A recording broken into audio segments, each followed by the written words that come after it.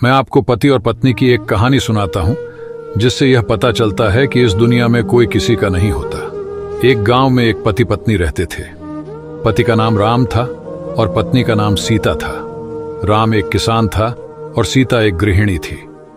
दोनों बहुत खुश थे और एक दूसरे से बहुत प्यार करते थे। एक दिन राम बीमार पड़ गया।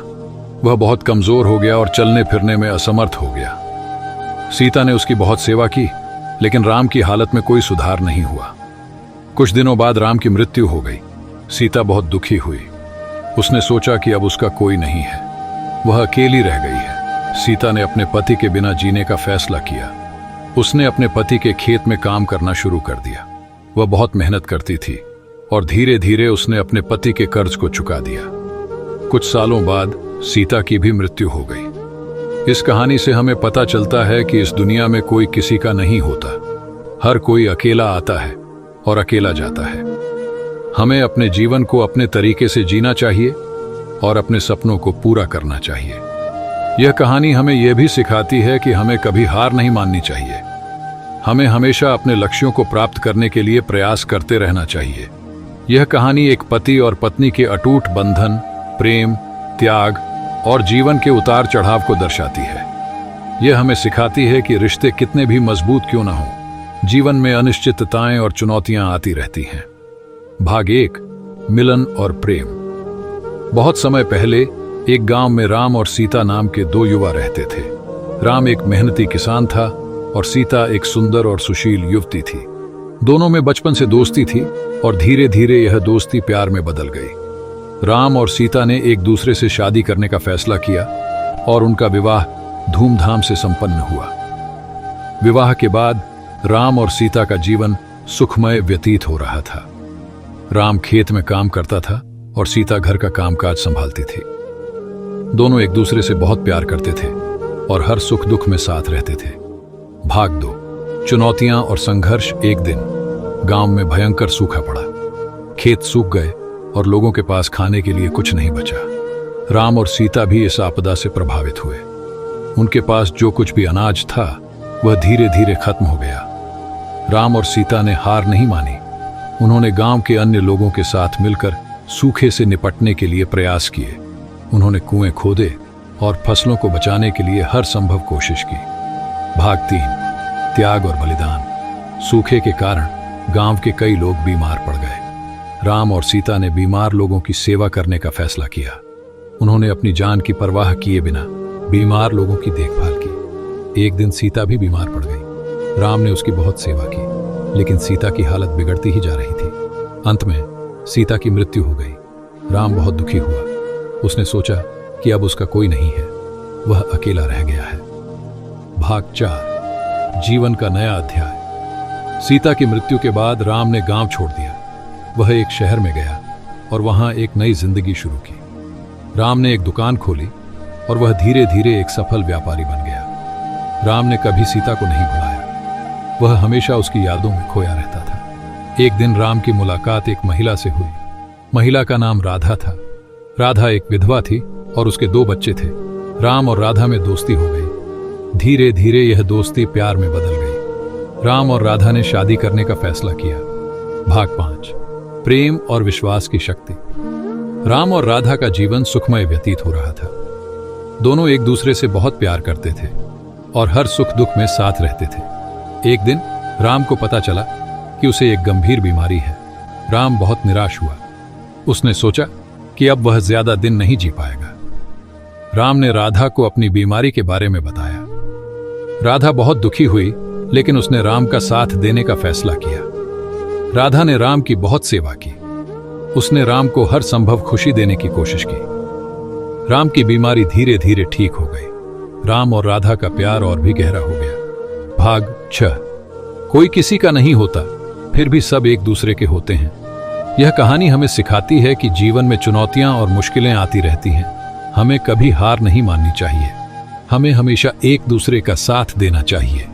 ये कहानी हमें यह भी सिखाती है कि कोई किसी का नहीं होता, फिर भी सब एक दूसरे के होते हैं। हमें अपने रिश्तों को महत्व देना चाहिए और उन्हें मजबूत बनाने की कोशिश करनी चाहिए। उपसंहार: राम और राधा की कहानी एक प्रेम कहानी है एक त्याग की कहानी है, एक विश्वास की कहानी है। ये कहानी हमें सिखाती है कि जीवन में प्यार और विश्वास ही सबसे बड़ी शक्ति है। ये कहानी हमें ये भी सिखाती है कि कोई किसी का नहीं होता, फिर भी सब एक दूसरे के होते हैं। हमें अपने रिश्तों को महत्व देना चाहिए और उन्हें मजबूत बनाने की कोशिश करनी चाहिए। गौतम बुद्ध की कहानी, कोई किसी का नहीं होता। एक समय की बात है, गौतम बुद्ध अपने शिष्यों के साथ एक गांव से गुजर रहे थे। गांव के लोग बुद्ध और उनके शिष्यों का बड़ा आदर सत्कार कर रहे थे। एक घर में एक स्त्री अपने पति के साथ बैठी हुई थी। जब उसने बुद्ध को आते देखा तो वह अपने पति से बोली, देखो वह कितने ज्ञानी पुरुष आ रहे हैं, हमें उनका स्वागत करना चाहिए। पति ने कहा, ठीक है, तुम जाओ और उनका स्वागत करो। स्त्री ने कहा, नहीं, तुम जाओ, तुम ज्यादा अच्छे से कर पाओगे। दोनों एक दूसरे को कहने लगे और अंत में कोई भी बुद्ध का स्वागत करने के लिए नहीं गया। जब बुद्ध और उनके शिष्य घर के पास से गुजर गए तो स्त्री ने अपने पति से कहा, देखा, कोई किसी का नहीं होता। मैंने तुमसे कहा था कि तुम जाकर उनका स्वागत करो, लेकिन तुम नहीं गए। पति ने कहा, और तुमने क्या किया? तुमने भी तो नहीं किया। दोनों आपस में झगड़ने लगे। बुद्ध ने अपने शिष्यों से कहा, देखो इस घर में क्या हो रहा है, ये लोग आपस में कितने झगड़ रहे हैं। एक शिष्य ने कहा, भगवान, ये तो हर घर की कहानी है, कोई किसी का नहीं होता। बुद्ध ने कहा, नहीं, ऐसा नहीं है, हर कोई किसी न किसी का होता है, बस हमें उस रिश्ते को पहचानने की जरूरत है। बुद्ध ने उस स्त्री और उसके पति को बुलाया और उनसे कहा, तुम दोनों एक दूसरे से इतना प्यार करते हो, फिर भी तुम एक दूसरे की बात नहीं मानते। तुम दोनों को एक दूसरे पर विश्वास करना चाहिए। स्त्री और उसके पति को अपनी गलती का एहसास हुआ। उन्होंने बुद्ध से माफी मांगी और कहा कि वे आगे से एक दूसरे की बात मानेंगे। बुद्ध ने अपने शिष्यों से कहा, देखो ये लोग कितने खुश हैं, ये एक दूसरे के हैं, हमें भी इसी तरह एक दूसरे के साथ रहना चाहिए। इस कहानी से हमें क्या सीख मिलती है? कोई किसी का नहीं होता। ये सच है कि इस दुनिया में कोई भी परमानेंट नहीं है। हर कोई अपने कर्मों के अनुसार आता है और जाता है, लेकिन इसका मतलब ये नहीं है कि हमें रिश्तों की कदर नहीं करनी चाहिए। हर कोई किसी न किसी का होता है, हर रिश्ता इंपॉर्टेंट होता है। हमें अपने रिश्तों को पहचानना चाहिए और उनकी कदर करनी चाहिए। एक दूसरे पर विश्वास करना चाहिए। हमें अपने प्रियजनों पर विश्वास करना चाहिए। अगर हम एक दूसरे पर विश्वास करेंगे तो हमारे रिश्ते मजबूत होंगे। एक दूसरे की बात माननी चाहिए। हमें अपने प्रियजनों की बात माननी चाहिए। अगर हम एक दूसरे की बात मानेंगे तो हमारे रिश्ते में शांति बनी रहेगी। यह कहानी हमें सिखाती है कि हमें अपने रिश्तों को महत्व देना चाहिए और उन्हें मजबूत बनाने की कोशिश करनी चाहिए। माँ बाप के अलावा कोई किसी का नहीं होता। यह एक सार्वभौमिक सत्य है कि माँ बाप का स्थान कोई नहीं ले सकता। वे हमारे जीवन के आधार हैं, हमारी पहचान है और हमारा सबसे बड़ा सहारा है। माँ बाप के बिना जीवन की कल्पना करना मुश्किल है। वे हमें जन्म देते हैं, पालते पोसते हैं और हर मुश्किल में हमारा साथ देते हैं। उनके प्यार और त्याग का कोई मोल नहीं है। माँ बाप का महत्व। माँ बाप हमारे जीवन में कई तरह से महत्वपूर्ण भूमिका निभाते हैं। वे हमें निम्नलिखित तरीकों से प्रभावित करते हैं। शारीरिक विकास। माँ बाप हमारे शारीरिक विकास के लिए जिम्मेदार होते हैं। वे हमें स्वस्थ भोजन, अच्छी नींद और उचित देखभाल प्रदान करते हैं। मानसिक विकास। माँ बाप हमारे मानसिक विकास के लिए भी जिम्मेदार होते हैं। वे हमें प्यार, स्नेह और सुरक्षा प्रदान करते हैं। वे हमें सही और गलत के बीच अंतर करना सिखाते हैं। सामाजिक विकास। माँ बाप हमें समाज में रहने के लिए तैयार करते हैं। वे हमें सामाजिक मूल्यों और मानदंडों के बारे में सिखाते हैं। वे हमें दूसरों के साथ मिलजुल कर रहना सिखाते हैं। भावनात्मक विकास। माँ बाप हमारे भावनात्मक विकास के लिए भी जिम्मेदार होते हैं।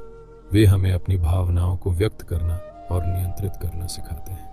वे हमें सहानुभूति और करुणा जैसे गुणों को विकसित करने में मदद करते हैं। माँ बाप का प्यार और त्याग। माँ बाप हमसे बिना किसी शर्त के प्यार करते हैं। वे हमारी गलतियों को माफ करते हैं और हमेशा हमारा साथ देते हैं। वे हमारे लिए सब कुछ त्याग करने के लिए तैयार रहते हैं। माँ बाप का प्यार और त्याग अतुलनीय है।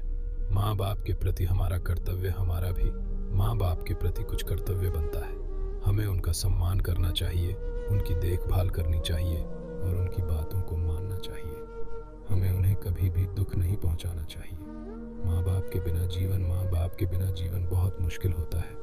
जो लोग अपने माँ बाप को खो देते हैं वे बहुत अकेलापन महसूस करते हैं। उन्हें लगता है कि उनका कोई सहारा नहीं है। माँ बाप की अहमियत को समझना, हमें माँ बाप की अहमियत को समझना चाहिए। हमें उन्हें कभी भी हल्के में नहीं लेना चाहिए। हमें उनके प्यार और त्याग के लिए हमेशा आभारी रहना चाहिए। माँ बाप के साथ समय बिताएं। हमें अपने माँ बाप के साथ ज़्यादा से ज़्यादा समय बिताना चाहिए। उनसे बातें करनी चाहिए, उनकी कहानियाँ सुननी चाहिए और उनके साथ घूमना फिरना चाहिए। माँ बाप की सेवा करें। हमें अपने माँ बाप की सेवा करनी चाहिए, उनकी देखभाल करनी चाहिए, उन्हें खाना खिलाना चाहिए और उनकी दवाइयाँ लानी चाहिए।